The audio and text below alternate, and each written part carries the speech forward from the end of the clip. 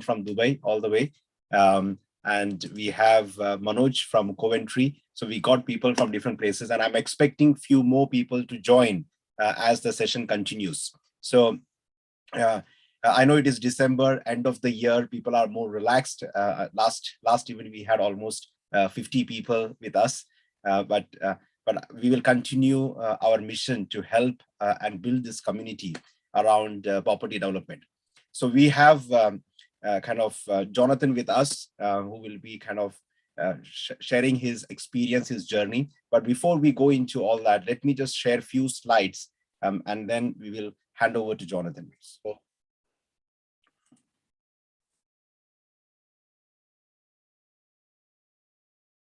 yeah, so welcome to Project Possible.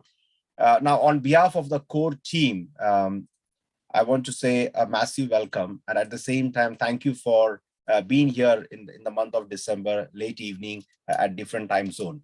In fact, it has been a challenging time for a lot of people in UK and all over the world with this new COVID variant, and I know it's not been easy, but in the midst of all these things, we continue as our term, as our mission is to be Project Possible, to make things possible. We don't stop with the blocks, and we kind of keep focusing on building this community and helping each and every member of this community.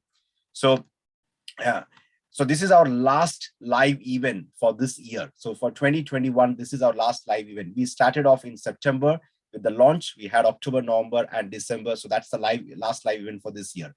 So you guys are the special one who has taken the efforts and be with us. We got a global audience who watch this after the event is over. We continue to see a lot of people watching from all over the world and kind of enjoying this content. And truly appreciate the trust and valuable time you are investing into Project Possible, because we truly know that there are some challenges which we are helping you to overcome. Yeah? And we promise to deliver maximum value for your time. And each time we try to bring an expert who has a very personal journey and which is related to property. And there are so many people in the property world, but everyone's journey is so special. And we make sure that we try to bring a person who can really inspire them from their humble beginnings. And that's what we try to do at this platform. Now, a little bit of a housekeeping. We are on Trustpilot. So today's session, please, after that, we'll share the link. So do go and give your feedback on Trustpilot. We are expecting nothing less than 5-star, but of course, if there is something which we can do better, do let us know. Now, we do recommend that to stay away from the distractions for the next hour and a half or 2 hours. Maximum stay away from all the distractions. Keep your phone switch off. Those are the wise things to do. Keep your mic mute. So then, we have a Q&A session at some stage. So if you have any questions, that's the point when you can ask questions. You can put it on the chat. Our core team members will be collecting those questions and address that at the Q&A session. But apart from that, it will be great help to mute the mic, especially when the expert is speaking. We don't want disturbance. Switch on your videos. I'll encourage everyone to switch on a video. This is a very close community of like a few people. So, and this is also a networking opportunity for you to know each other, interact with each other. So please, I'll encourage, keep the videos on. Make sure notes. Definitely we'll be recording and sending the presentations over to you, but it will be good to ideas to make notes, ask questions. This is your opportunity to have access to all the experts and get your questions answered. As mentioned, if you have any specific questions while the session is going on, put it in the chat box. And in case, due to any technical reason, if we get disconnected from Zoom or anything happens, use the same link to rejoin in case. Yeah. So far in the last 4 months, we never had any of such problems. But in case it happens, that's the best way to do. You just log out and rejoin with the same details. As I mentioned, we will be recording this entire event and we will be sharing this live. Now, what's the agenda for today? So our topic for today is how to build your property power team with the help of technology. Yeah. And we have Jonathan with us. I'm very soon going to introduce Jonathan, who's going to cover that topic for us. Then we have a Q&A session that is again hosted. I will host the Q&A session with the help of Jonathan, our expert. And then we'll be sharing the Project Possible's journey. So since September, when we started off until now, how our journey has been evolved with your help and so many other people globally. And you will come to know who's the expert for next month. So that's, and what's the date and for the 4th session. And also we'll share the link for sharing, for giving the feedback on Trustpilot. We'll share all the social media platforms with you guys, and we will conclude with a vote of thanks. So that's the next hour and a half, 2 hours. This will be roughly our agenda. Now, before I mentioned what is the topic we are going to cover. Let me mention about Jonathan. Now, what happened is, as you all know, due this pandemic, a lot of face-to-face networking event is being really restricted. And I am someone who loves to travel every weekend to some or other networking event. And if I get a chance, based in London, evenings, I spend my time meeting people. So, but I came across Jonathan not on an event, but actually through social media. I was seeing kind of his activities, what he's doing, and I got really attracted to the term Trustmix.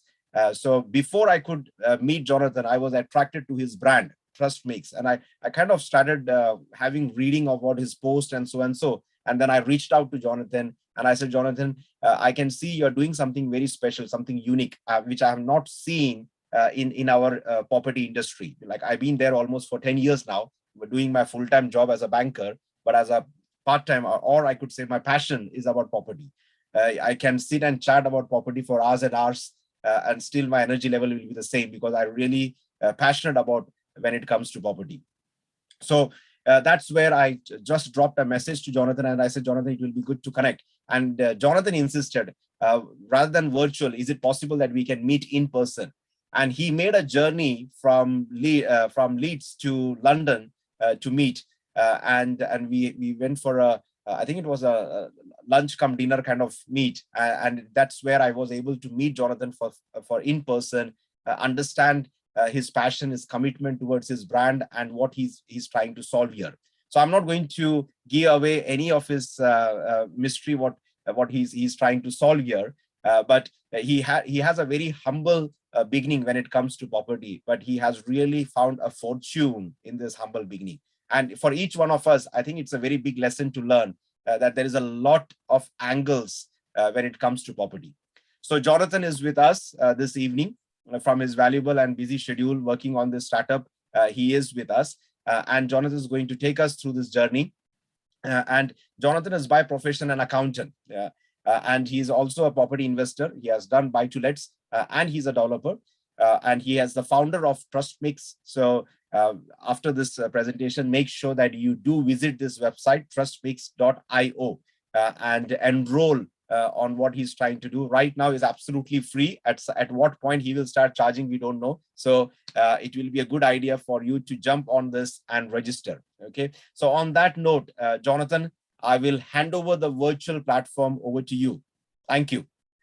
Thank you, mate. Thanks, Jete.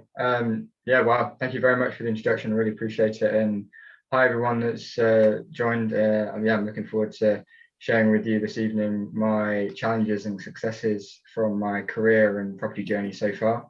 And yeah, sharing with you some stories as well. The next slide, please. So yeah, I'm going to give you a bit of a background about my career, how I got started, a bit about my property journey. I'll give you an introduction and overview of Trustmix, the Trustmix platform, some sort of key takeaways of the lessons I've learned and the transferable sort of skills I've picked up over the last 10 years, and then we'll do a Q&A session. So yeah, next slide, please. So my background, I'm originally from, and I'm actually currently down for Christmas in Devon, which is in the southwest of England. And I'm from a single parent background. My mum, an only child. And I think from an early age, I've always been very good with numbers. I wouldn't say sort of extremely good, not to level that I would maybe do a maths degree at university, but I found that I was pretty good when it comes to sort of business kind of numbers, and ended up doing an accounting and finance degree at Oxford Brookes University. When I finished that degree, I moved back home, moved back to Devon, and I started doing recruitment consultant. So I was a trainee recruitment consultant. And I figured out very quickly, some people go to uni, do degrees, and then they go off in a different direction. I kind of really wanted to make the most of my degree, and I started to go and look for jobs. And I realized that I didn't have any jobs in my local area. It is more rural in the southwest of England. So I was thinking I was going to go more towards London area and outside of London. So I was saying to my boss at the time, I had doctor's appointments, and then I was going up country and going for interviews and coming back. And there's only so many doctor's appointments you can really take. So I ended up telling my boss that that I was looking for a job elsewhere in finance. I wanted to use my degree. On a Sunday, and it's a story that really resonates with me. On the Sunday, he gave me a phone call and he let me go. Because he wanted someone that was committed to the job. And I did shoot myself in the foot, didn't I? So on the Monday, I got onto the phone. I spoke with a lot of recruitment consultants based up country in Reading, Oxfordshire, the London area. And by the Wednesday, I'd secured a couple of job interviews for the Thursday. On the Friday, I'd managed to secure some work. I stayed friends and family members over the weekend. And then on the Monday, I had another job interview.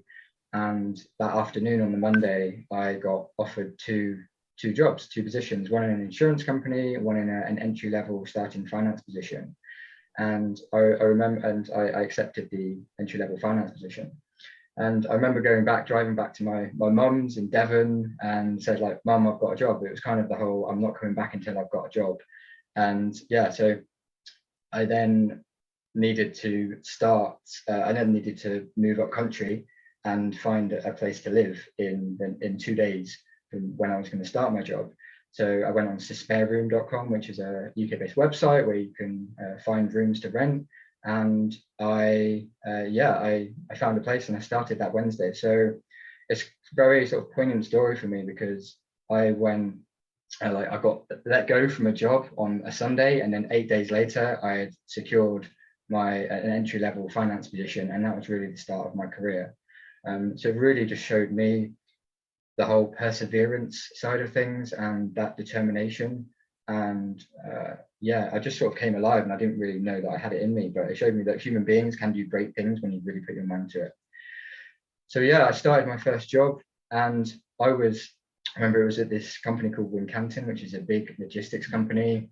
I was I think there was one other person that wore a shirt and a tie. I was the only person, one of the only people that wore a tie in there, and because I was just up there working, I was working till 7 or 8 p.m. every night, just non-stop, just trying to learn as much and be a sponge to everything that I can learn. And I ended up getting promoted twice in the space of 9 months to assistant accountant, and then to a sort of a support management accountant. And that was my sort of first experiences of providing reliable information to people. So my job was to help provide management accounts, so monthly financial information, to the chief IT director. And it had to be just that whole attention to detail and the providing of reliable information. It really sort of set the scene for the core, with like the fundamental framework for how I continued in my career. Next slide, please.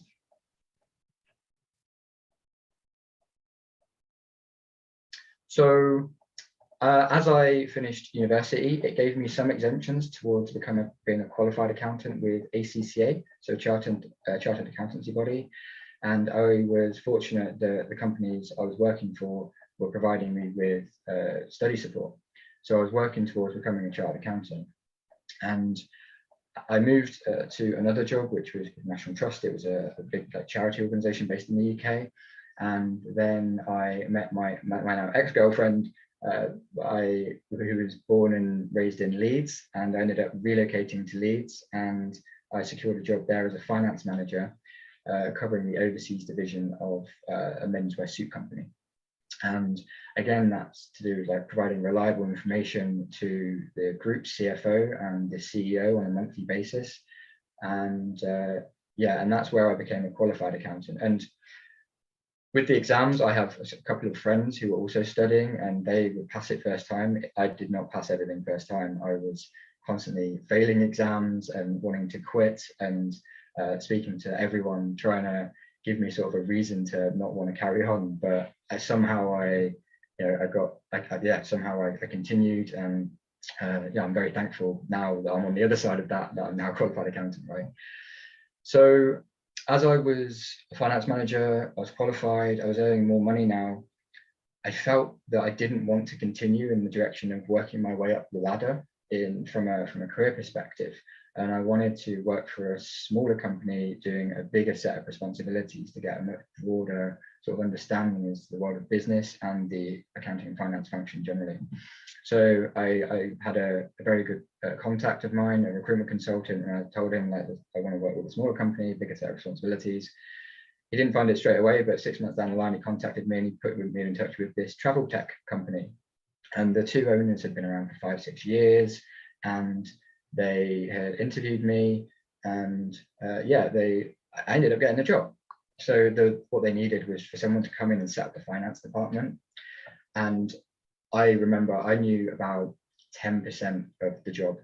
So I got it on sort of sheer attitude and willingness to come in and like roll up my sleeves and do what I needed to do. So yeah, I remember starting on my first day, and it was literally like Google was my best friend. And you think, well, Johnny, you need to know all of the things you need to do the job. I'm a great believer, and sure, there's exceptions to this, but I'm a great believer that anyone can do any job. It's really just about being put in that seat, and then you figure it out. And that was definitely for me. It was oh my God, there's so many things I didn't know anything about. How to do a tax return or accounts processing, some like basic things as a qualified accountant you think I would know, but I was very sort of specialized in one area. So it was great fun. From the travel tech startup, it's called looking4.com. It's a comparison website for airport car parking. And the main sort of takeaways I would say at my time, I was there for just under 5 years, is it's about due diligence. So I remember about a year after, my two co-owners, they've been around, they've had the company for about 5-6 years. They were looking to get it into a saleable condition so that they could sell it. They were looking for an exit strategy. So part of my job was to come in and help to make it more like structured from a finance perspective, make it profitable. And a year after I started, we ended up selling to a London-based company. But about 9 to 12 months, we ended up buying it back from them, because it turns out that company that bought us, they were having difficulties. And that's sort of the lesson, that there was a lot of due diligence on our side and a lot of like long hours for me to provide all this information for the sale to go through. But we didn't really do much due diligence the other way. So sort of my lesson was due diligence is quite often, or should always be, a two-way street. It's always like, don't always think that like, oh, someone's checking information about you. It's also you checking information about them. And another sort of due diligence situation was one day my boss, I think it was over Skype, he messaged to say, oh, do you fancy coming with me to Melbourne in Australia next week? Thinking about buying this company, and do you want to come out and do due diligence? To check if the numbers are what they say they are. And so I remember like flying out business class. It was great fun, the first time I've ever done that. And I ended up being in the hotel room, jet lagged, with loads of ring binders with bank statements and invoices. And so that was great fun. But it was a lot of like hard work. It was a successful acquisition, and it ended up adding sort of that part of the world to the overall market. So at this point, I'm going to put a pin. Can you go to the next slide, please? So I just want to put a pin in sort of my career, because I want to tell you a bit about the property journey and then how the two will interlink. So I've been interested in property from a young age, and about a year ago, I found this image on the top right, and it was something that I drew when I was about 12 or 13. And it was in Microsoft Paint. And I'll explain what it is. So in the middle was me and Asu. I've got a very big pink face. And in the back is meant to be a 5 to 6 bedroom house. And then to the left is like small houses times 5. On the right is it's cut off, where it says big house, I think 2 or 3, and then there's a picture of Italy and 2 to 3 villas. So from a young age, I have had an interest of ambition of owning properties around the world, and I suppose being quite, I guess, I don't know, humble or being quite modest is, you would think, well, I would not even go to uni, or I would go straight out of uni and go full scale with property. And I haven't. I've sort of taken the career path of working my way up as a finance director. But it just sort of sets the scene of, I've always had a passion for property, and it's really coming around right now in what I'm doing. So about 5 to 6 years ago, I was going to more PIN networking events, so property investment networking events within the UK, in the Leeds area. So meeting with people, networking, and reading books. So Rich Dad Poor Dad is probably the most commonly read property book, I would say, as well as there was a book called The Complete Guide to Property Investment by Rob Dix, and that was really about that really set the scene for me, understanding the different strategies that exist. There's more, but it's the good core strategies and the pros and cons of each in terms of having time, having money, and how they would work. And then about 6 years ago, with my now ex-partner, we bought my residential property, and obviously that was a little bit motivated by wanting a first home. Ended up buying a 3-bed mid-terraced in between Leeds and Wakefield. And the reason why I bought it was because I walked into the living room and there was lovely bay windows and a fireplace. So I was just like, yeah, let's buy that property. But went through quite a process of looking at various different properties, and you find which ones you like. But it's obviously a different hat on that you have when you're buying a property for your house, for your home, as opposed to it as an investment. About 2 years later, I bought my first buy-to-let, and I was saving up because of my salary. I was able to afford saving quite a bit each month. I was saving about £1,000 a month, and I got to a point of about 18 to 20,000. And then it was really just wanting to get my feet wet into just a complete bog standard buy-to-let, vanilla buy-to-let. And I've quite an analytical approach. I even printed out a map of West Yorkshire, and I would colour in red certain areas that I wanted to rule out versus areas that I wanted to look more closely with, so I could help with my search. And I created some spreadsheets to try and work out the numbers side of things. And I viewed a bunch of properties, I think about 8 or 9 properties. I ended up with buying a property that was literally 2 minutes walk down from the road from my residential. And I wouldn't say it makes any significant amount of money, but it was really just to give me an idea of the inflows and outflows of owning property and some of the challenges that come up and the problems that you need to solve. And I've still got that, and it's quite passive. So that was around 2018, so about 3 years ago now, and that coincided with a couple of months later, we sold the company. So we sold the company that I was now the finance director of. And I was, about 6 months prior to us selling the company, I was offered share options in the company, and I was on the board. I was offered about a couple of percent, and the contract was that I was going to stay on the company for about 3 years, or if the company sold. And I was sort of betting on my 2 owners really wanting to press to sell the company, so that then I would get all of my payment for us all working hard and everything. And at the time, I was working 60, 70, 80 hours. It was quite crazy. Really tested the limits in terms of the health and what my stress levels could take. So I learned a lot from health is always the number one most important thing, and you have to know your limits in terms of what work you can do and also what's more important.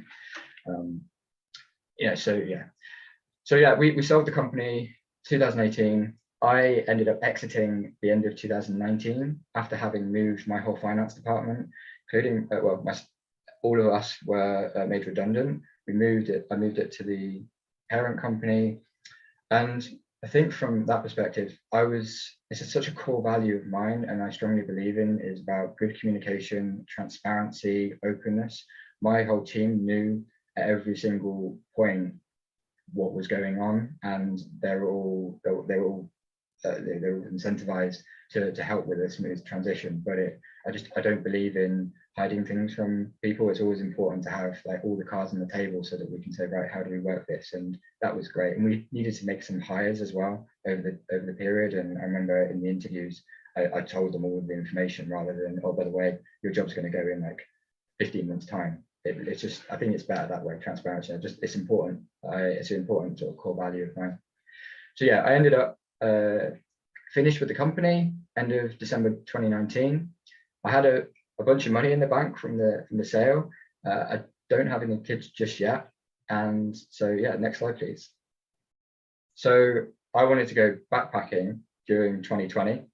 I was like, right, I want to go travel the world throughout the whole of 2020, and then COVID happened. So I went to Thailand, Laos, and Vietnam.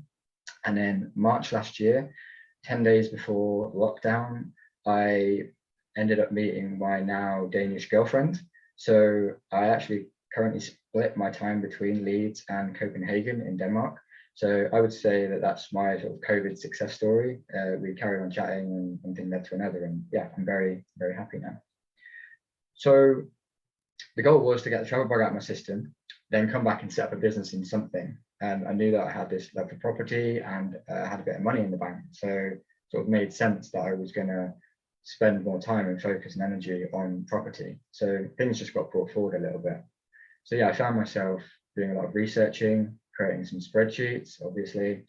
I ended up going to lots of viewings up in the Northeast. So I was looking at places like Middlesbrough, Durham, Newcastle, Darlington, going, yeah, as many viewings, sitting down with as many estate agents as possible, collecting information, bringing them back, putting them on my spreadsheet, and just really understanding how things were going to look.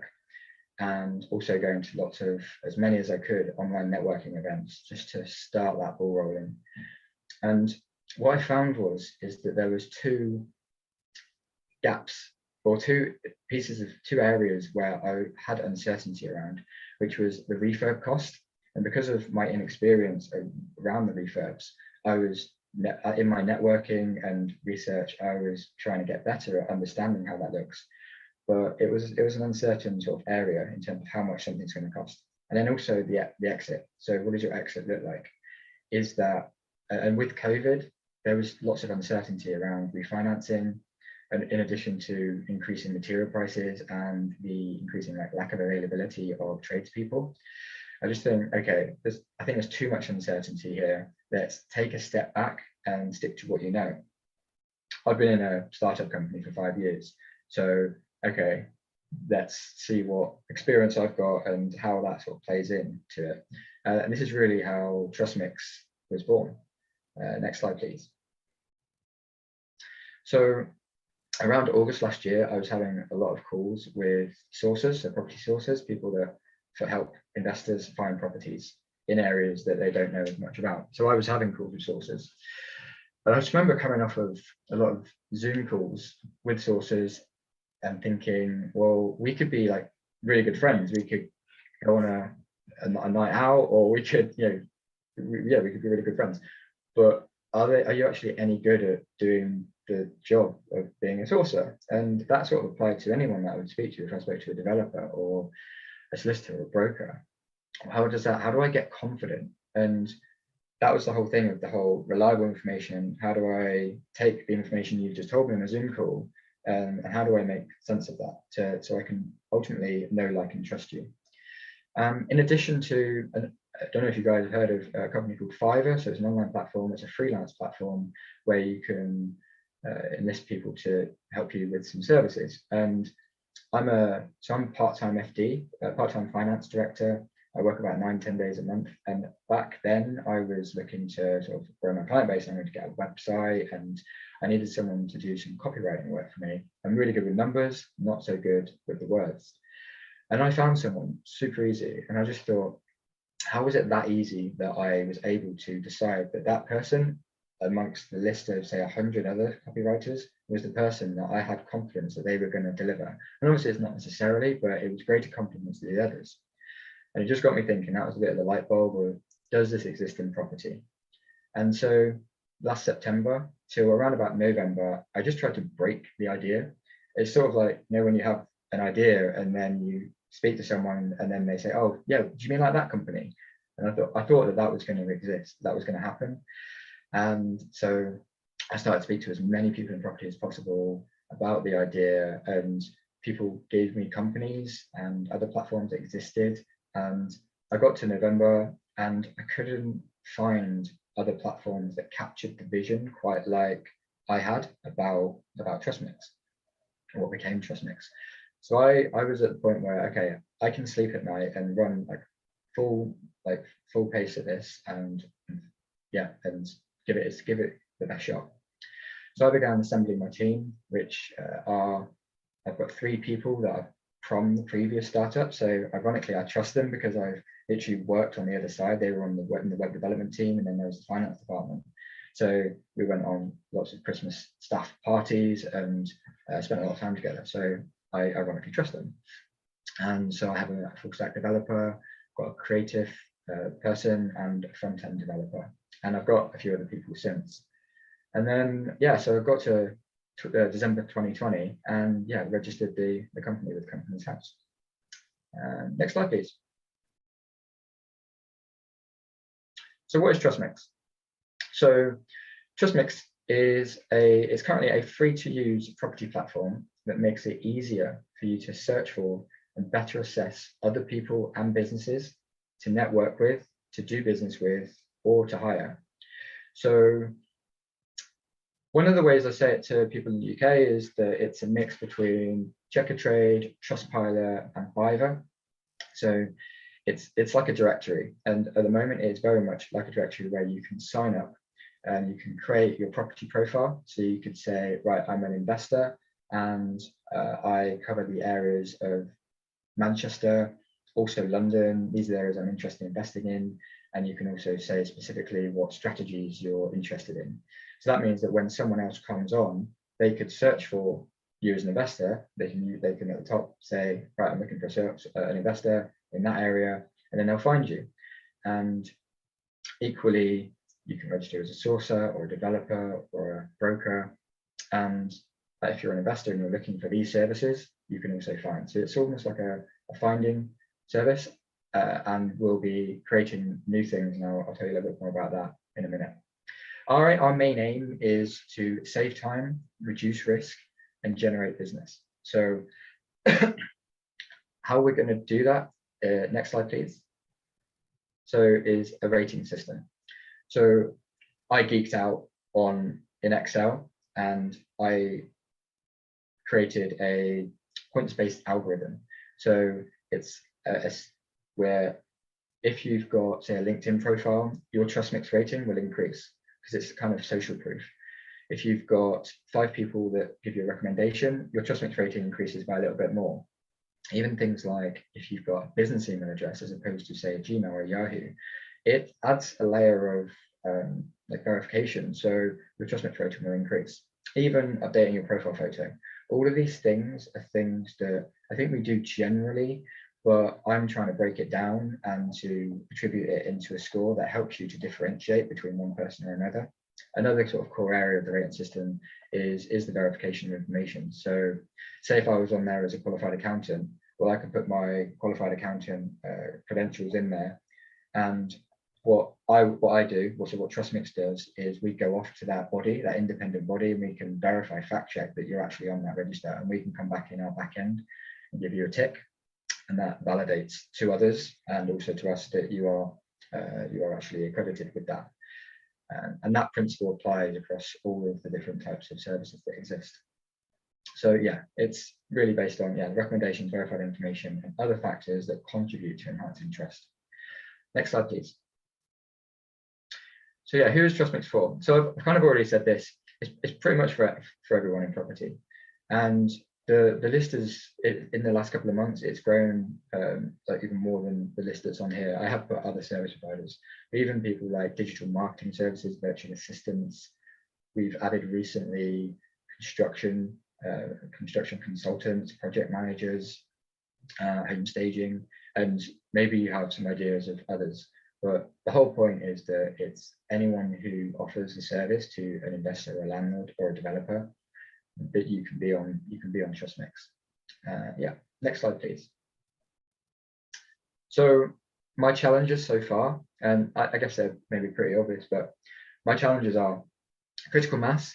So Trustmix will be successful if we can deliver on the critical mass problem, which is getting enough people on the platform for it to be as useful as it needs to be. So at the moment, we've got just over 300 people that have signed up, and the goal is to grow it to a starting point of 5,000 and then go from there. And the more every single new person that signs up and creates a profile, it becomes more valuable and useful to everyone else. It's that whole network effect.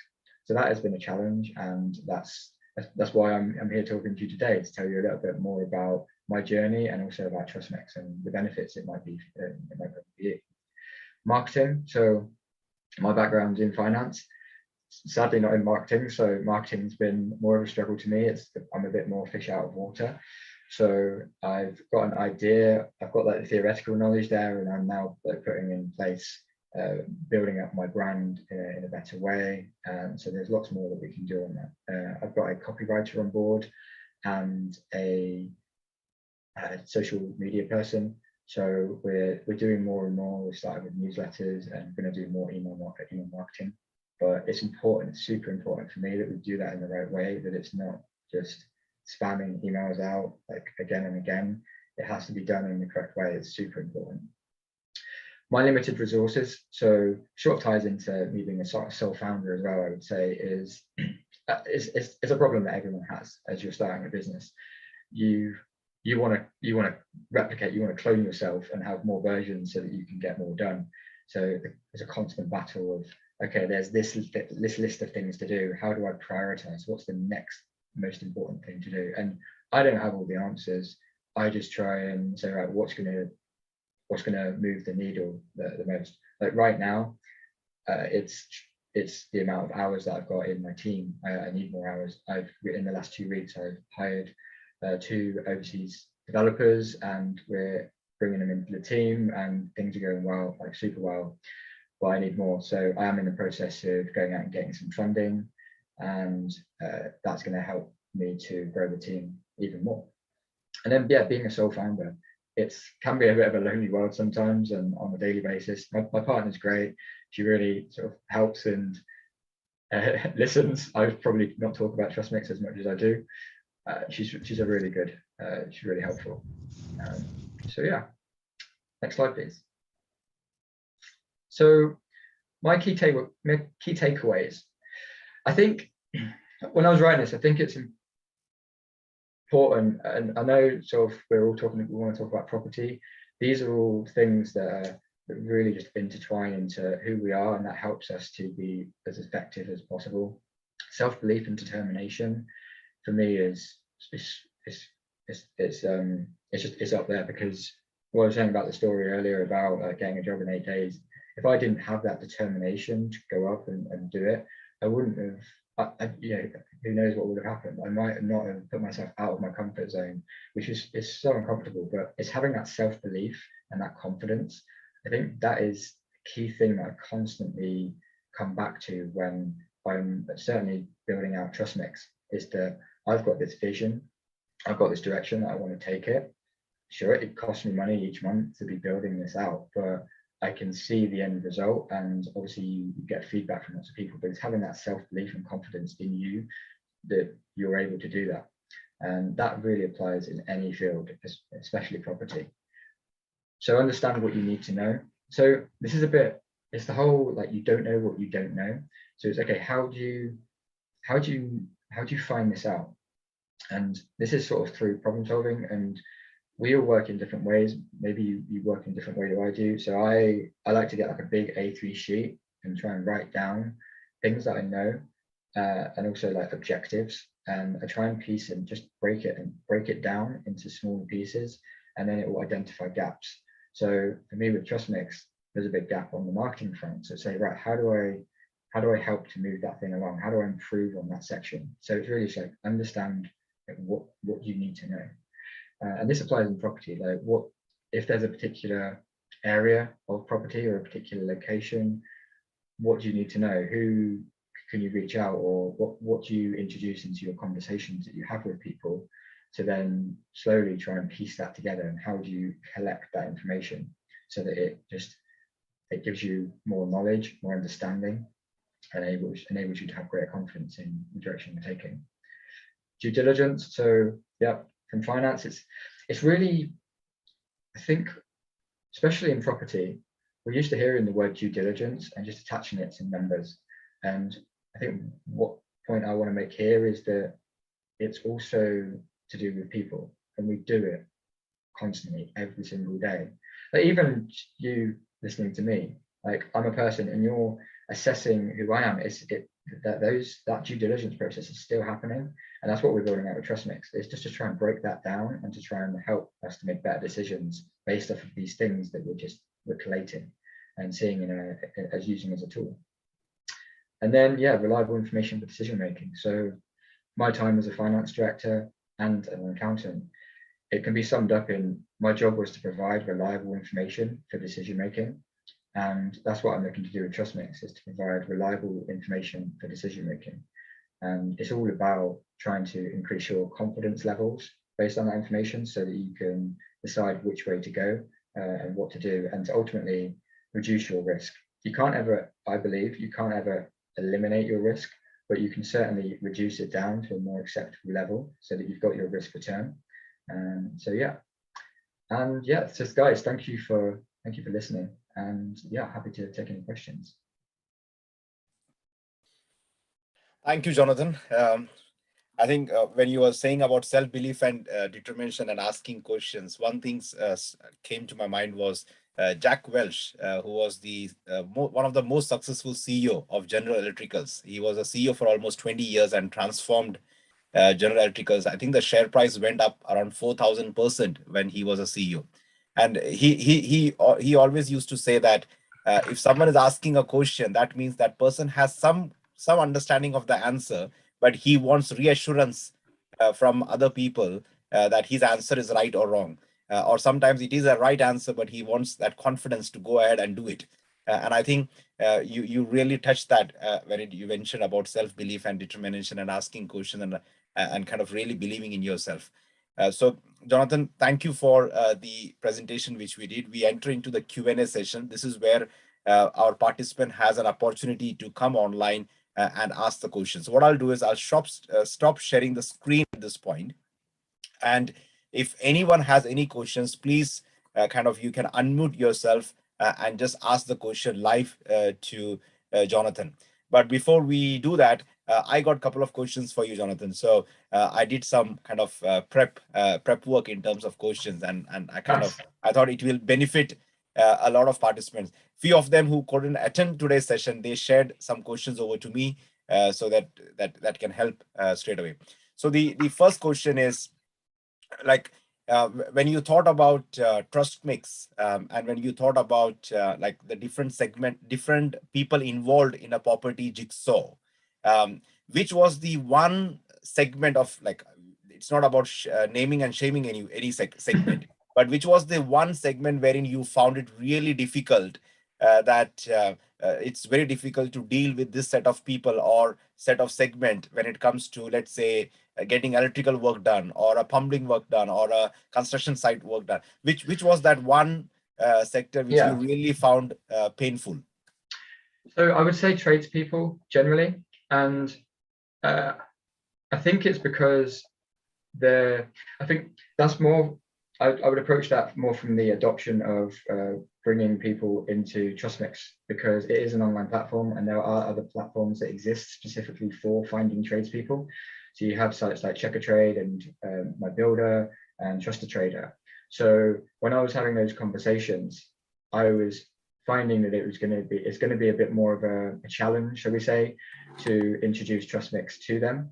And whereas I was finding it was easier for people like property sources, for investors, and for brokers, for mentors and coaches. So yeah, I would say tradespeople, and then yeah, there's developers also. So because I think if you're a property developer, on average, you would say that they've been around the block already, and so maybe they've got their power team in place. Therefore, they might be less. They might think that they're like less interested in using something like Trustmix because they've already got these established this established power team. So it's requiring a little bit more understanding about the world of a property developer to really say, right, what can we offer that's going to be of value and usefulness to you?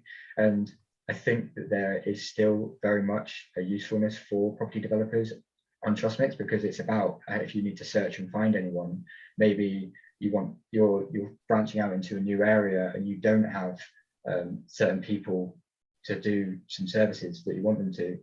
And okay, well, let's use Trustmix. Trustmix is the go-to place to do that. So yeah, I would say tradespeople and developers. Thanks, Jonathan. The second question, we work with a lot of young people who have kind of completed their uni recently, and in the last 2 years, because of this pandemic, those young people have not actually got into a professional job. They are still living with their parents. Parents are very successful people and kind of really doing well, but it's really painful for them to see that their children have gone to good universities, done really good in their studies, but pandemic has really hit their career point of view. Now, if those young people who want to get into property and they want to start their property journey, what recommendation you will give? Because you are a young entrepreneur who kind of have an experience of being an accountant, worked for a finance department, and also got into buying 1 or 2 properties and experiencing that journey and then building your startup. So I think it will good for, rather than it will be good to come from you. What recommendations you will give to a young person who's starting off? Yeah, sure. So from I think I can give a more like a generalized approach to property, because I wouldn't say I've come straight out from uni and gone straight into property. I did go up the career ladder, and obviously that's afforded me more of a higher salary that hasn't able me to go through to the route I'm taking now. But in terms of someone first starting out, I would say the thing that I've seen over the last 12 months is going to as many networking events as you possibly can and read as many of the property books as you can, because it really gives you a core framework on all of the different strategies that exist, the pros and cons, and it just gives you that framework. Because I think the starting point is, well, if you're cash poor but you've got the time, and sure, you've come out of uni, you've got a good head on you, what's the first route in typically I find is property sourcing, because it's something where, well, I can source properties, I can find properties, and then I can make 2,000 to 5,000 at a time. But there is a lot of I think misconceptions in the property sourcing world, which is around compliance and professionalism and doing the right thing. It should be recognized more as a profession in its own right, but it's seen as sort of like the gateway to getting into property. It doesn't mean to say you can't do that. It's just it should be considered that it's more than it actually is. But yeah, I would say networking events, speaking to as many people, interacting with people that are at different levels, and then yeah, reading a bunch of books. Thank you, Jonathan. Thank you. So before I ask the third question, anyone from the participant, anyone wants to ask a question? Mazio, John, Manoj, anyone wants to ask a question, you can unmute yourself and ask questions straight to Jonathan.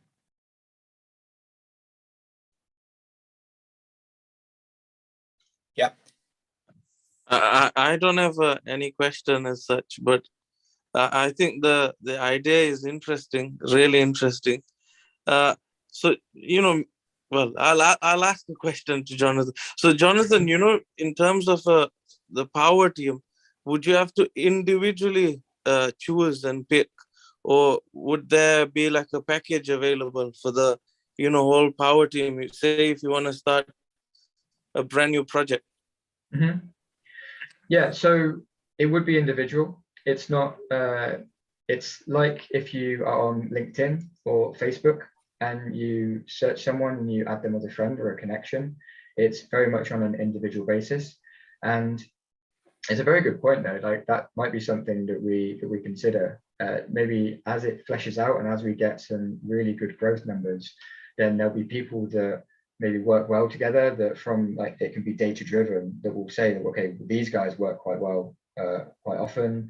There's in addition to these guys that are more like geographically based in the areas that you're interested in investing in. So it's a great idea. It's something that I'll certainly write down and have a think about, because yeah, why not? If it's something that makes sense to do, then yeah. Because why I thought about that question was, when I bought a property up north, it was, trying to jiggle around with an electrician, with a plumber, right. all that. So I said, oh, if you get, say, the one team that covers everything, then you don't have to, like you said, you want to save people time, right? Yeah, that's really interesting. Yeah.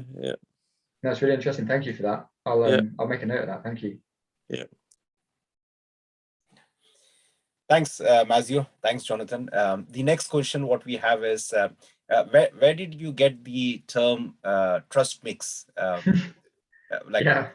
So what? Yeah, so I like the A3 idea I said about. I got a big A3 sheet of paper and I was trying to come up with names, and I even went to like wrote some Latin words and what certain meanings of various things, and try and sort of over engineer the whole process. And I came out with property mix, or property and mix, and also it's in addition to what's available. So just when you get to a name, it's okay, what URL is available and what company's house limit, and I suppose that doesn't matter as much. So yeah, it's really just came about from that, and it was something that stuck. It was property mix, and then I changed it to Trustmix, because there is a bigger picture thing here, and this is very like down the line. If we can really deliver product market fit and be super useful for the property industry, you can go bigger in this whole trust ratings. That's just like what Trustpilot is, right? So that can exist for multiple, and I guess Trustpilot is a good example. So Trustmix can potentially go into that as well, in that it's more generic rather than property mix. But yeah, there's no real amazing story behind mix or trust. It was something that stuck after having a look at a lot of different questions. We were looking at Metro Tiles or Metro White.com, and it's like, well, why Metro Tiles? Are we a tiling company? But yeah. Sorry, there's not a sexy story behind that. No, thanks, Jonathan. I think a lot of people spend a lot of time thinking too, as you said, over engineering about the name. I think I think a lot of time it's about just keeping it simple and getting the job done. It does matter, and it also doesn't matter. It's like, yes, okay. Yeah. Thanks, Jonathan. The next question I have is, during this COVID season, last 2 years, as you mentioned, property is one industry which has done really well, but at the same time, the property industry had real challenges, like supply chain management was impacted, prices went up, labor was an issue, a lot of project was delayed, and a lot of things happened. But at the same time, it was a booming time where property really kind of moved ahead. So from a COVID point of view, in your story, you have shared, in fact, the Trustmix was the idea, like then making it a reality, starting off, and where you have reached. This has all happened through pandemic. So I think pandemic has been a true blessing for you. Absolutely. Yeah. Absolutely. So kind of, do you want to share a few things, how you mentally, you were able to keep your focus, keep that positive energy during pandemic, wherein there were so many things happening and media was bombarded with lots of challenges and negativity? Yeah, good question. So I was splitting my time between Copenhagen and England. So I was really fortunate that my team was someone that I knew. It was a team that I knew. I suppose that didn't matter in some ways, but they were all based in Yorkshire. So it's not like we had to get and sit in an office and work on things together. We were able to pretty much build it completely remotely, which is completely different to, I think, how companies traditionally used to. It's usually like people say back from the back of a garage or whatever. From like a mental, the networking, the online Zoom networking events that took place, and coupled with Facebook groups, the property Facebook groups, is just, you felt super connected. The only thing that really wasn't around, specifically on the property front, is being able to actually go to the live networking events and get out there and actually sit down. Like we were able to sit down and have lunch together, and that was great. But we were also able to connect, and we connected online. So yeah, in terms of like mentally, when you're, as you guys will probably know in work, when you're remote working, it's about that discipline, and it's trying to put in place these structures that help you to keep you moving forward. I've always feel like we're not moving forward fast enough, so there's a bit of that as well. But I have weekly Zoom calls with my team every Monday at 9 o'clock, and that allows us to go through our task management system. We use Jira, and we can just really monitor the project through as it goes. So it's just keeping regular communication is super important. Brilliant. Thanks, Jonathan. I think you touched a lot of good points there. Anyone wants to ask any question? John, Aljo, anyone wants to ask any question? Robin?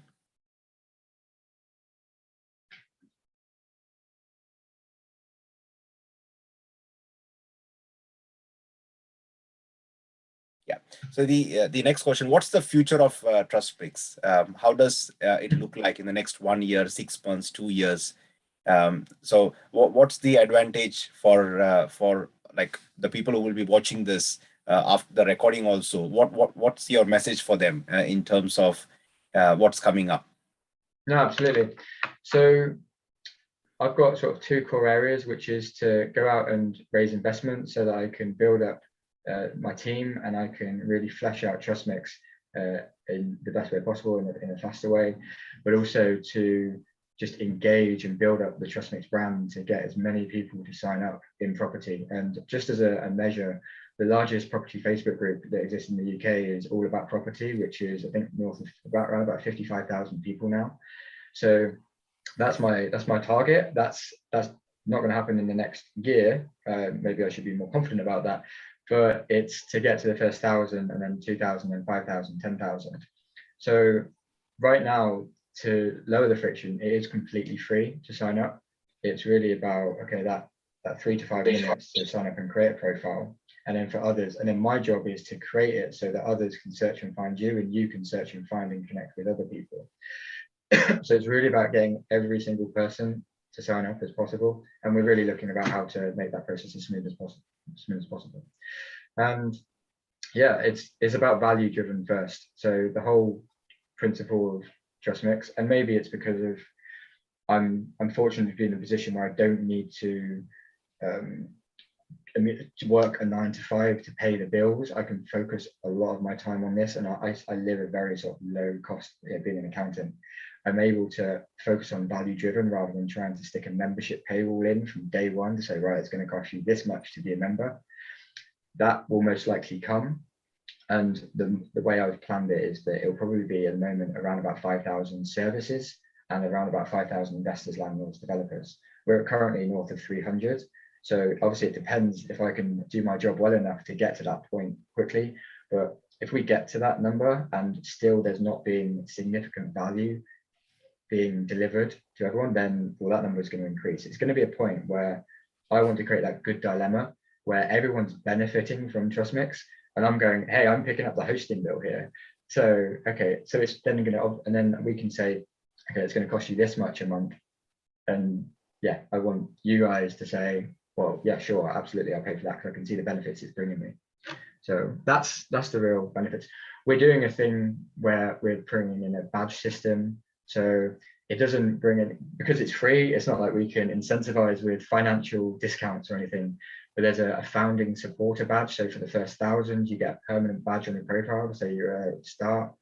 We are thinking about doing recommendation incentives, like giving away some prizes or books, an annual subscription to something, just so that we can try and incentivize people to get as many people on board. And yeah, that's what we're doing. That's what the next year looks like. Raising some investment and then building out the user base more, as much as we can. Thank you, Jonathan. And one question just came through now while you were sharing. Are you going to build like your entire focus and energy is going into Trustmix, and as you said, you do a job as well. But are you thinking of building a portfolio of property as well, and keep that title of being a property investor and developer? Absolutely. And yeah, the change was the whole stick to what you know. But yeah, absolutely. So my focus is going to be on building out the property platform, and as that becomes revenue generating, then I'm going to definitely be I'm going to have a lot more knowledge and be very well sort of the whole network effect, and hopefully be using Trustmix myself to build out my own team. So yeah, 100%. Hopefully I can bring to fruition that drawing that I did when I was 12 or 13 in having properties around the world, and building out a property portfolio. Thank you, Jonathan. Thank you. Yeah. So on that note, I'll ask one more time. Robin, Lincoln, anyone else wants to have any question? This is your opportunity to have one-to-one with Jonathan. Anyone? Okay. So on that note, we'll conclude the Q&A session. I think we got some real valuable insight from Jonathan. And I think the questions were really helpful to understand a little bit more, like from a personal point of view, and kind of continuing this journey and our conversation. Now, as we got another 10-15 minutes, there's a scope of 10-15 minutes. What we'll do is we can do a live demo of how Trustmix actually works. So we have heard the entire story of Jonathan sharing about his personal story as well as Trustmix. But I think it will be good for us to have an interaction with that website, how it looks like visually, and how easy it is to use and access. So what I have agreed is, yeah. So what I have agreed is to I will personally enroll myself into Trustmix, and Jonathan is going to help me to do that. And I think you all can benefit from it. And what I'll encourage is, while I'm doing that online, if you also want to enroll yourself as an investor, as a developer, as a beginner, and any service you can bring on the table at the same time to become a member and benefit from it. So you can see that it won't take more than 5-10 minutes. We'll do a quick membership, and I'll share my screen if that's okay. Is that all right, Jonathan? I can bring up my screen. Absolutely. It's always great to do a live demo, right? Yeah.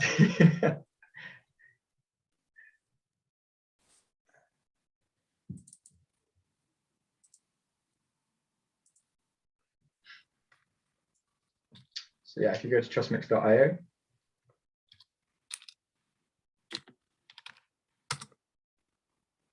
Okay, so this is the marketing, sort of the front page. And then, yeah, so there's create your free account. So this bit on the right, or you can click sign up free. And then if you enter your first name and last name, or all that, and then type in a password, it will be shielded.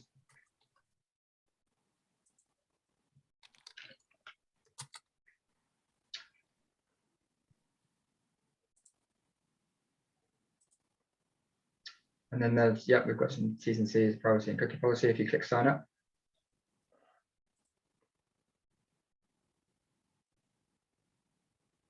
Okay, so that should send you a verification email to your inbox. So if you then go to your Gmail account, and then there's a verification button there. Yeah, I am on phone.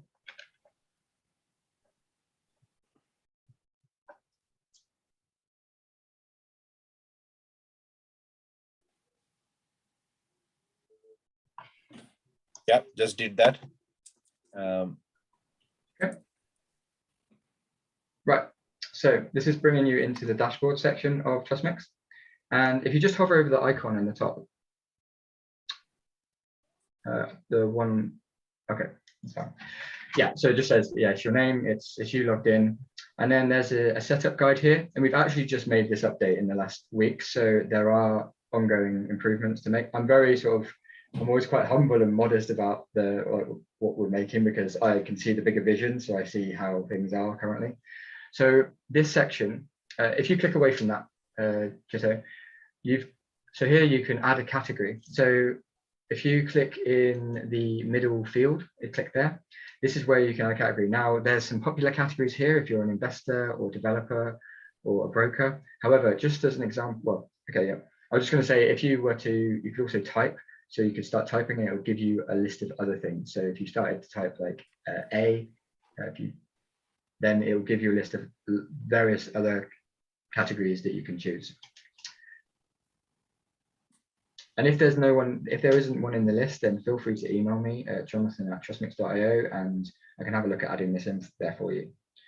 So yeah, so if you select investor and go to next. And then here you can select the areas that you are interested in investing in or you invest in. And you can select more than one. You can select as many as you want. Here you've got investment strategies.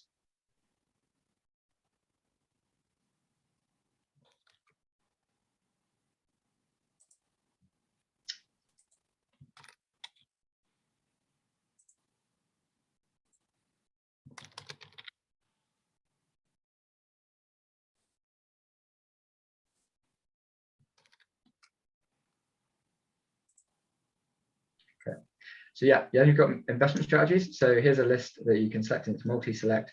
This is creating tags. So when others search to search and find you, they want to search and find an investor, then you're going to appear based off of what tags you add. And again, if there's anything in this list that you feel is not here, you can let me know and I can have a look at adding them in there for you. You can set a budget. You don't have to, but it's also another area where people can filter on criteria.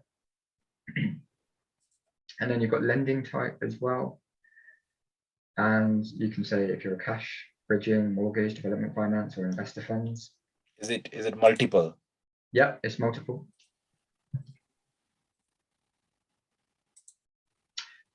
And then your preferred investment type. We kind of modeled this a little bit off of Rightmove and Zoopla and other sort of property platforms in the UK that people use. So then you can click next. And then it's business type. Now, I think for purposes of this example, you can do it with limited company, but if you select limited company, then you can put in your trading name, your registered company name, and your company registration. And what this section does is I can then validate that information, that's linked with your name, and that increases your Trustmix rating as well as an investor.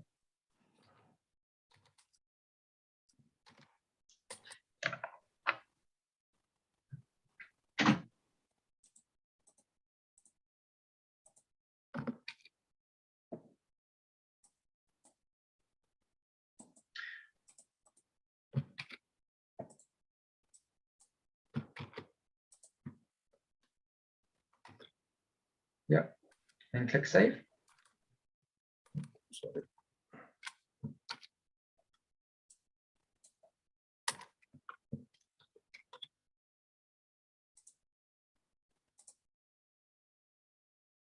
Okay, so that's now complete.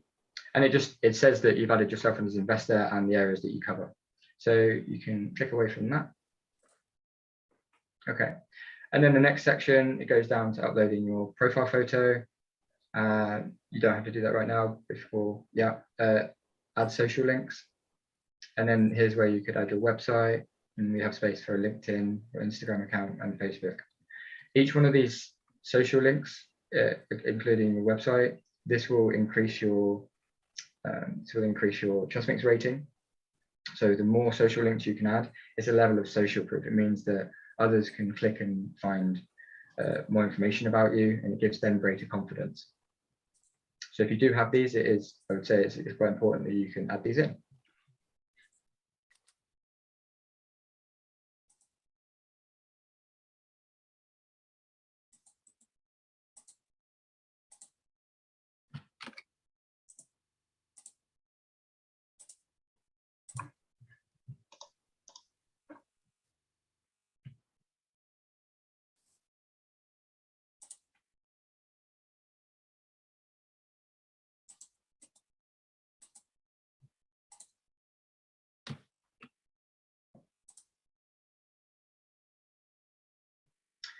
same again, down at the bottom, this shows you, this is your profile being built.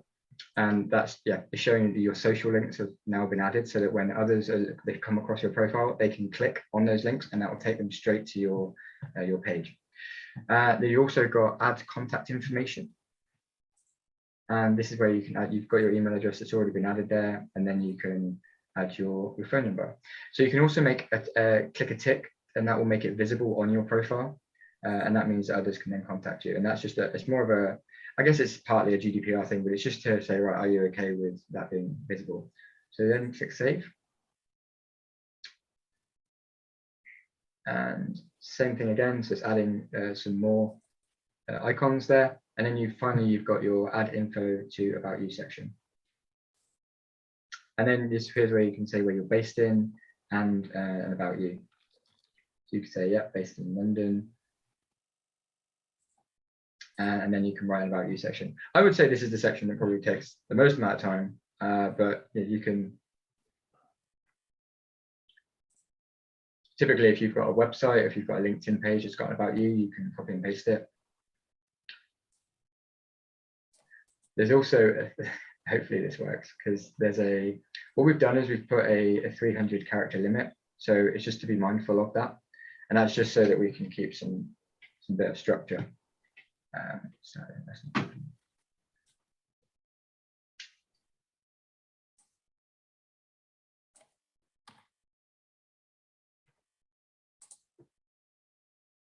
What? Property portfolio, that's it.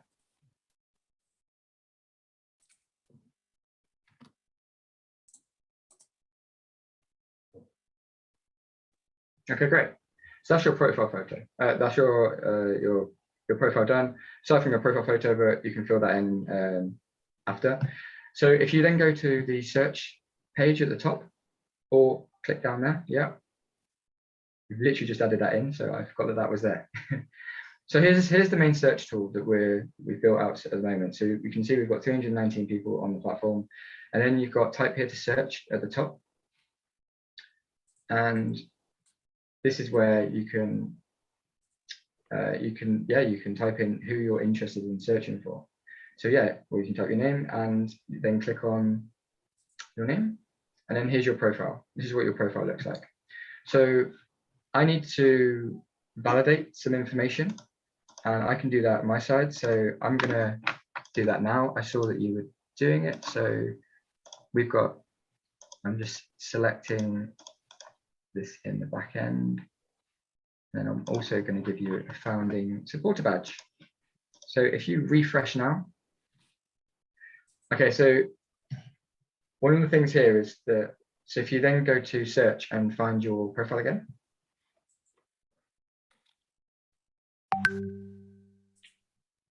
Okay, so there you can see that your rating's increased. Now, one of the main factors why it's not higher is because of the upload profile photo. So what we've done is we've weighted the algorithm.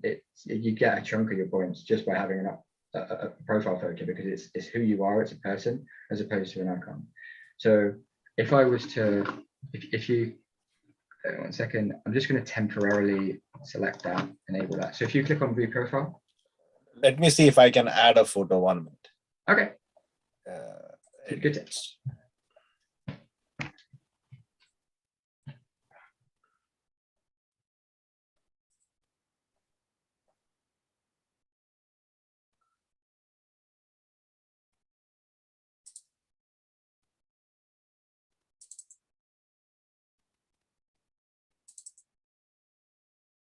And then you can also edit this. So if you go in a little pen, if you click the pencil, you can resize it. So you don't need to, it's actually like the perfect dimensions.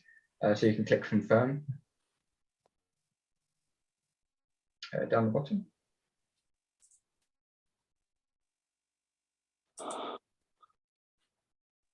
And then click the green tick. And then that's your profile photo updated. Background not okay, is it? Yeah, background not okay. I think it would be better if it was a JPEG. I'll just take this one. This is the last attempt. Yeah, will do. Yeah. Okay, great. Then you can go on view profile, and then you'll see that your rating's increased. So it's at now at 3.9. And if you hover over, there's a little question mark next to the 3.9. And this gives a little bit of a breakdown as to how your rating is made up. So you can see that your verification, your social proof, and contactable is up. Your contactable is maxed out because you've added your email address and your phone number. And recommended is you can have other people recommend you. Okay, so this recommendation has to be from an existing Trustmix member, is that right? Yeah, so if you hover over your icon in the top right, and then you click recommendations, so this is a recommendation section. And yeah, right now it has to be from someone that's on Trustmix. So who would you like to request a recommendation from? So if you click in the second box, well, this is where you could recommend someone else.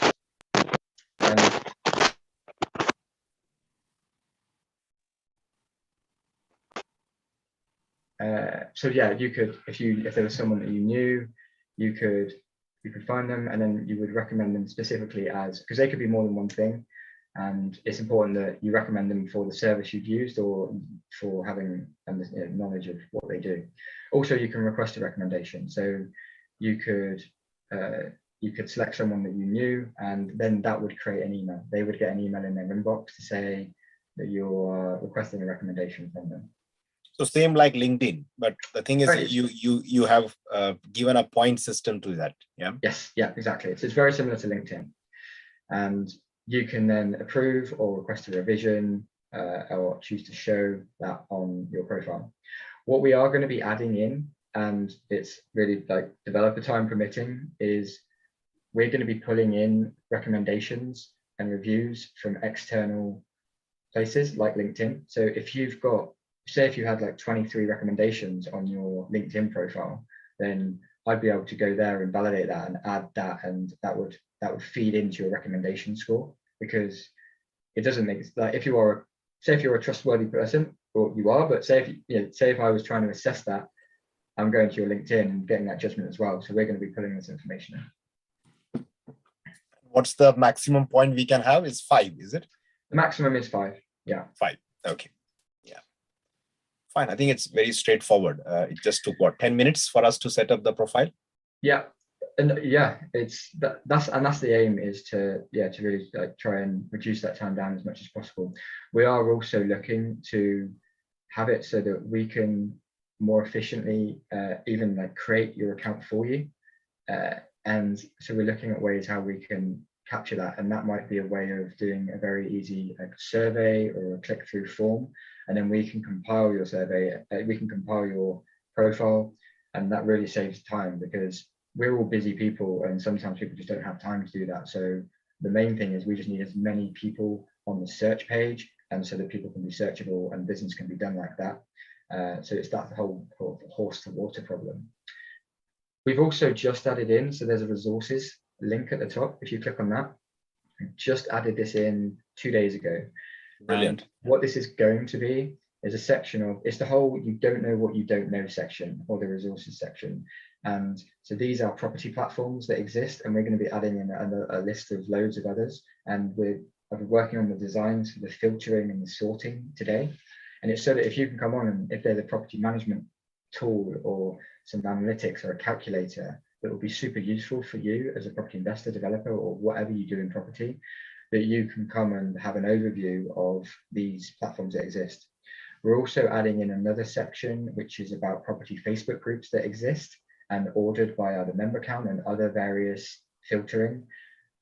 Reading material, so books. So when I was saying about Rich Dad Poor Dad and My Complete Guide, in addition to other money mindset books and motivational books and business books, that we can just pull this all into one place so that it's super useful. And then eventually, the fourth thing we're doing is property networking events. So to be a space where you can see what events are coming up in your local area, in terms of what dates, what availability. And yeah, I think that just all makes sense. It's like a central environment for useful level playing field information to help you make decisions. Brilliant. Brilliant. That's really good. And that's it. Yeah, perfect. Perfect. Thanks, Jonathan. Thanks. You're very welcome. Thank you. Thank you very much for doing I have done my onboarding on Trustmix. Yes. So guys, I invite everyone to do this kind of have this experience of going on the website, enrolling yourself, and kind of get, because I'm sure it will bring a huge networking. Just imagine 10,000 people you can connect through one platform, and it's a very niche market. It's only about people who are like-minded and they are some form directly, indirectly connected to property. You won't find other people coming and attracting towards Trustmix. So that makes it very unique within the property industry. And that's the reason we had Jonathan with us, and he shared the entire journey, how from an accountant getting into property and now developing and solving a problem which he realized. And I think for me, I was really inspired by his humbleness and his passion for what he's doing. And I think sometimes I feel like that's, when it is cold and chilly and you don't want to leave your bed 5 in the morning or 6 in the morning, you just need to think of some inspiring stories around you and what keeps them motivated.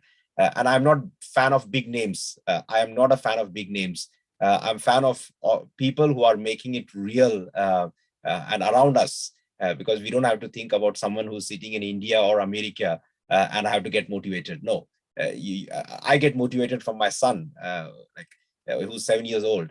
So we need people around us, like-minded people around us who can inspire us and motivate us each other. So Jonathan, you are on that list. And every time when I see a post on Facebook or you're doing something new, I do watch, I do read, and I'm sure I'm going to be a big fan of Trustmix and all the things what you will be doing in going forward. And at Project Possible, you are always invited. Anything new you want to share, please give us a shout. Okay, and we will be doing the sessions every month. We have every month live sessions. And I will be announcing dates for the next month's sessions as well. But Jonathan, feel free to get connected.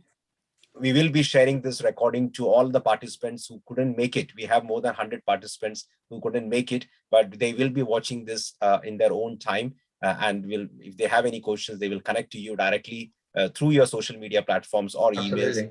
And that's pretty much we are going to do for today's session. So Jonathan, once again, thank you. Any last words, Jonathan, before we continue the next part of the session?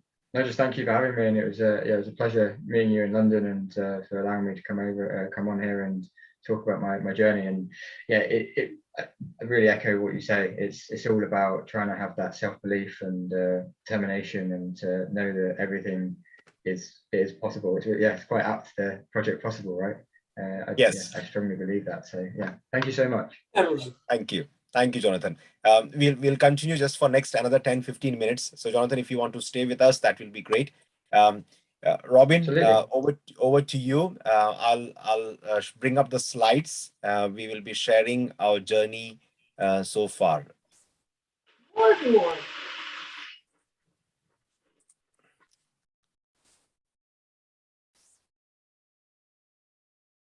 So thank you, Jito, for handing over this session to me. And once again, thanks, Jonathan, for your lovely feed and an important feed that's very useful for the crowd who will be who is with us right now, and also the people who will be joining us on the recording sessions, which will be shared with them through emails and WhatsApp messages that we do on a regular basis.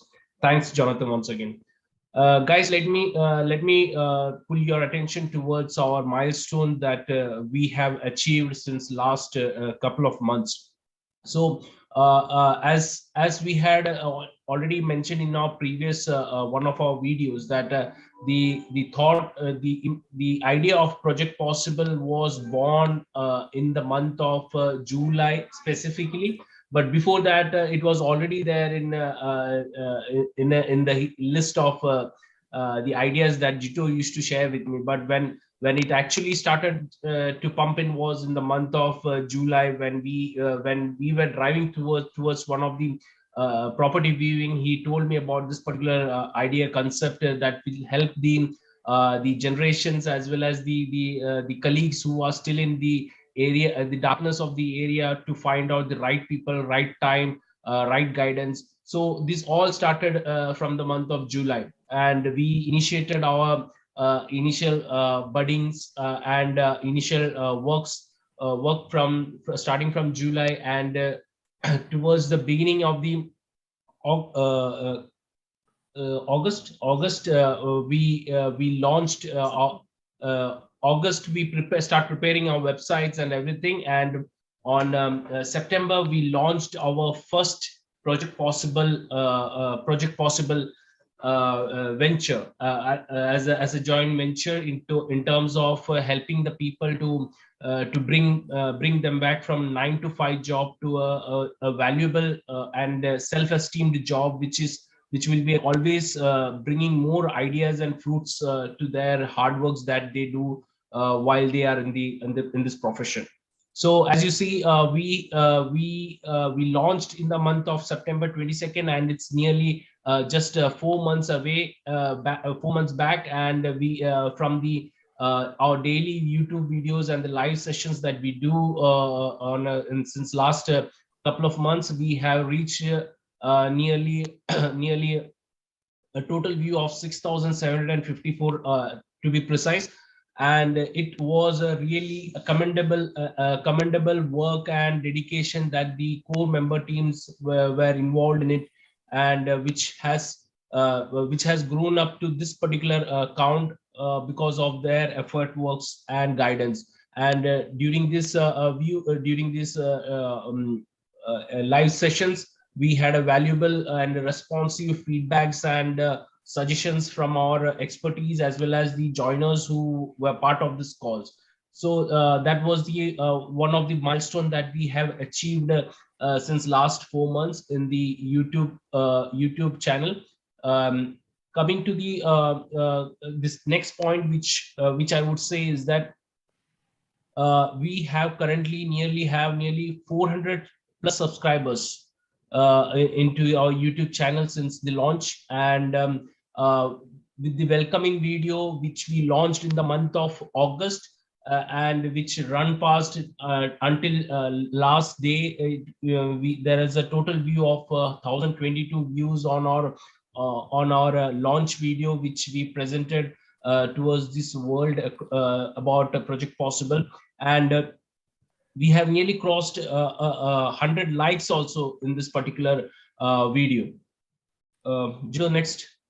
And with the effort of the effort of the co-members and a very good supporting team in terms of editing works and in terms of the specifications that they require as per the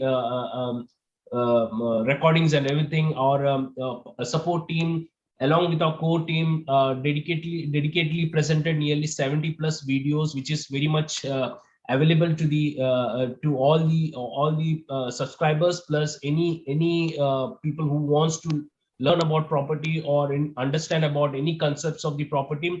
We are still on a daily basis. We are pushing one video in a day in order to bring, keep the momentum of what we are learning and what we want to share with the audience about Project Possible.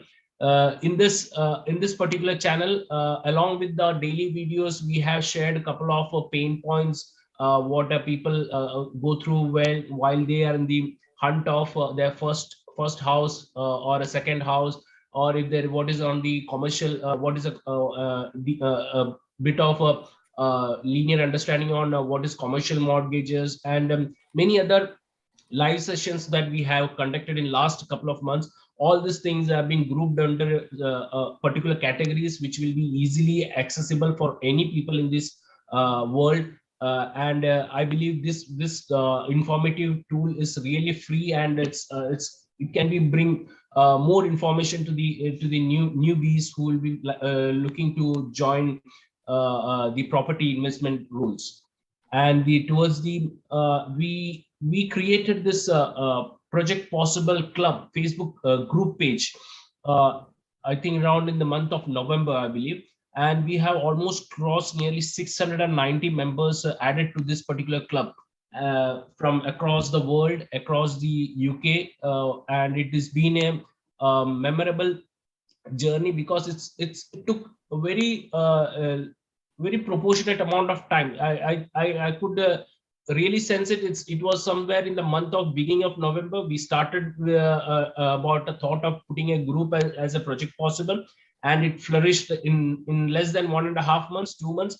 The count of members that has been joined with Project Possible Club is approximately 690 members.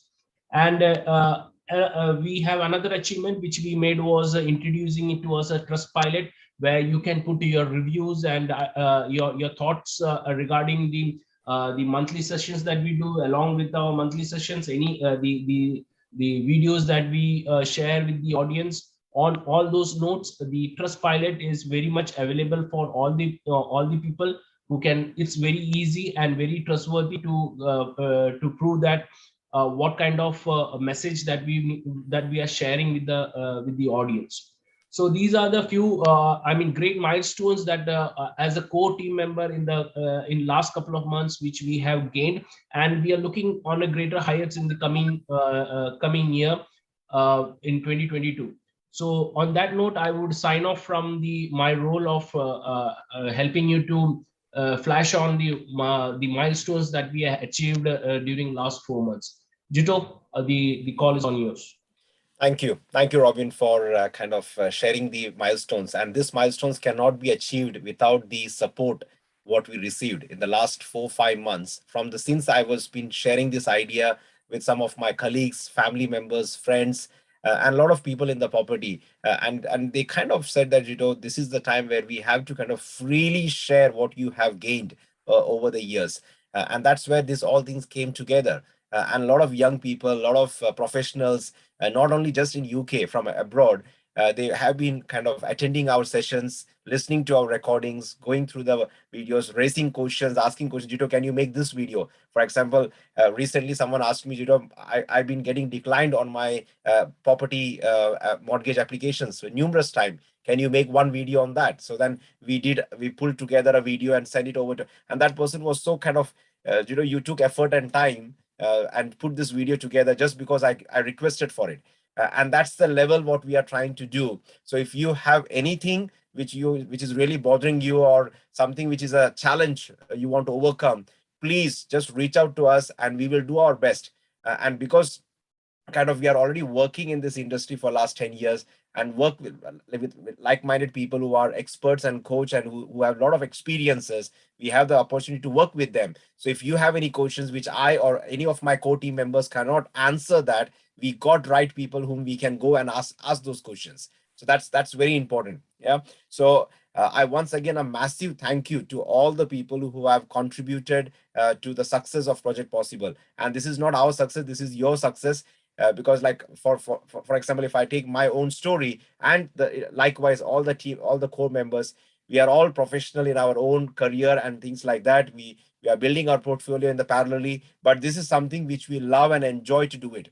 And we want to serve the community and build a community who can benefit and kind of come out of this 9 to 5 rat race and enjoy a true financial freedom and focus on your family and your health, and really live for the purpose what you have actually come on this earth, to make impact to our community, to a wider society. So on that note, I want to introduce someone really special for next month. So we have an expert for the month of January. He's the founder of Ultimate Landlord, and he's been in this property industry for more than 20 years. And he has built his own portfolio of HMO, single lets, commercial property, and he has been kind of like respected in a sense. He takes all his decisions based on true data. Definitely relationship is important, that is there, but he works very much on the data. And what he does is, like people who enter into property, he helps you to take away the emotions out of that property, because a lot of people fail in property because they take decisions based on emotions. They decide, oh, this house is something which I want to invest for whatever reason, for very personal reasons. They start investing into the house, and that's where they burn their hands. That's where a lot of failure happens. But John teaches you from the day one. Like he's a big advocate of numbers, numbers, numbers. Whatever strategy you are into, it does not matter. But if you are driven by numbers and historical numbers and numbers for the future, that is what will make your strategy true, or return on investment, or all those metrics which and he does special training on that. So he has agreed to be with us on the virtual platform next month. And he will be spending this kind of quality time of almost this evening with us, and he will be sharing his experience, his journey. He will be sharing how numbers are so important and how it helps you to become successful in property. Yeah, and sharing some kind of really kind of important golden nuggets. Which are those numbers which you have to focus on, where you have to learn from those things, and he will be sharing those things on live. And if you have any questions, he will be addressing the questions also. Normally, he does not do Q&A on a virtual platform. He does it on a face-to-face events, but he has agreed to do a Q&A with us. So participants will have the opportunity to like have questions with John. And John will share his kind of what kind of services he provides, and where he is based, how you can connect with him. All those things will be shared. So that will be the first session of the new year, and that will be John who will be with us. So on that note, I'll share once again a massive thank you. So thank you to Jonathan, our expert, who came today and shared his journey, shared the challenges, how he faced, how he using the technology to build a power team, not for himself. He's not been selfish about it. He is sharing that freely to the entire world, and he has dreams of taking this company not just in UK but solving problems in other countries as well. So he's really a visionary person, putting his skill and talent, his money, his resource, everything into the success of Trustmix. So I'm sure a lot of people will benefit from that. And thank you for all the participants who have taken time in a month of December where everyone is in a holiday mood. You guys have taken and shown your passion to come and learn about property with like-minded people. So I really appreciate all your effort, and all those virtual supporters who are not right now on the platform, but I know a lot of people who have been supporting us with Project Possible from the day one. And I personally appreciate on behalf of the core team for all the supports and love and appreciation we receive. And we can see that day in, day out, we are trying to make that small difference in your journey when it comes to property. So a massive thank you to all the participants. And I have to say a massive thank you to the core team members. Now, Robin and Suja, they have been just battling and recovering from COVID, and they have stayed really strong and focused during this challenging time. I know, in fact, everyone knows someone from your own family who's been directly or indirectly impacted with COVID. But Robin and Suja has a great example who kind of showed up always in challenging time. And he's been on the call with me throughout the day, helping out and putting all things together. And Kushal and Pari, who's in a holiday in India, but and they've been really supportive from there, from India while they are on holiday. And I kind of I can't ask more from the core team when it comes to delivering. And thank you to the entire core team for their support. So on that note, let me disclose the date and time. Next month on 19th of January, which is a Wednesday evening, 7 p.m., we will have our first session of monthly live expert event for the first session. And what is in store for Project Possible next year? Next year, we are happy to introduce, we will be, depending on the COVID restrictions and things like that, from February onwards, we are planning to take our participants to the live sites of our projects. So where we are doing HMOs, where we are doing development projects, where we are converting land into multiple housing units. So all those places where we are doing social projects, wherever we are doing projects, we will be arranging live days wherein we'll make a group of 10-15 people, and our core team members will take you to those live projects, explain you, take your questions, take you to the entire journey, and really meet the architects, the developers, the person who's doing the brickman, the boiler, all those people who are actually on ground doing those things, the project management. You will get a complete exposure to that. So we are launching that next year in Q1 in February onwards. So we will be sharing the details through email. In our next session, we'll have further details, how you can register, how you can show your interest, selecting the dates, and all those things can be displayed from next month onwards. So we are really excited how Project Possible is evolving and growing on a social platform virtually. And now we will be going offline and visiting sites and meeting people face to face and all those things. But we have to be conscious of what Omicron and Delta and other variations is doing. We have to be really careful, and we have to make sure that we are looking after ourselves and our family and our loved ones, our neighbors, and make sure that during this challenging time, we support and encourage each other and focus on what we are going to do. And as we are in December, we are in the festival season. We are in Advent, and we are preparing for Christmas, the coming of the Christ, the Savior. And then we have the New Year around the corner in the next 2 weeks. So I know you all will be cherishing and celebrating Christmas and New Year during this kind of little bit of ease from the compared to last year. And I'm hoping that the COVID does not take over or hijack our Christmas and New Year celebration this time. At least we can celebrate with our loved ones and family and our community and our neighbors. So on that note, thank you for today. We will be concluding our Project Possible event for this. This was our last event for this year, and I'm really excited of what we have achieved, and I'm really excited for each one of you and what is in store for us in 2022. So on that note,